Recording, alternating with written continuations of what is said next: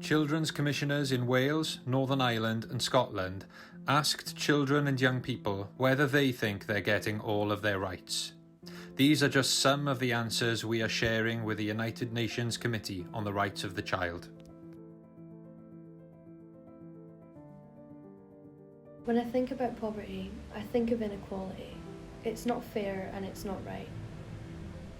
I remember going to school without any breakfast and being really starving until lunchtime. It was really difficult to pay attention. Buses and trains are expensive, and being connected is so important for work and a social life.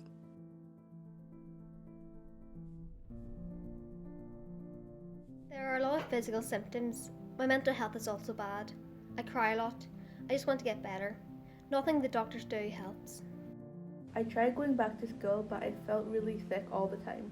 I had a headache and sore tummy, and I was too tired to do any work in my class. Mummy tried to help, but I found school too noisy and too bright, and just overwhelming.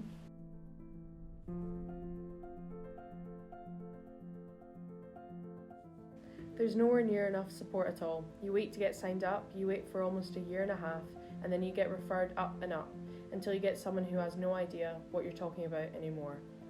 Young people should be at the centre of all support services, and there should be no barriers in place to prevent young people from receiving the support that they need and deserve.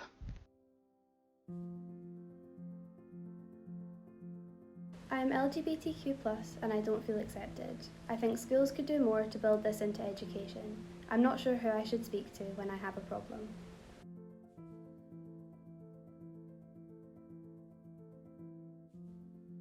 Kids are taking their own lives because dissident paramilitaries are trying to get them to do stuff they don't want to do.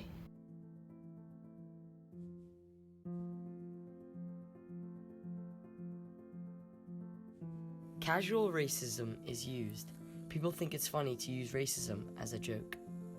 There is a lot of bullying, and it happens all the time. What should we do if we are bullied, and what can we do if the school doesn't do anything?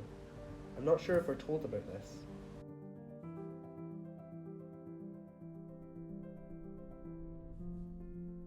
I think it is important to get more diverse representations from young people in primary schools, as they have very important opinions. How can it be that there are still governments and countries that are made up of adults who ignore the best interests of children when they are making laws and decisions?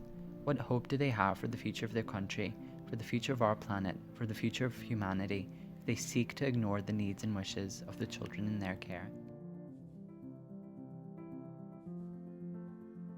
Children and young people's views need to be heard. We've shared these experiences with experts at the United Nations to help them understand what life is like for children and young people. They need this information so they can make sure the UK's governments keep their human rights promises to children and young people. Thanks to all of the young people who shared their views with us and who recorded their voices for this video.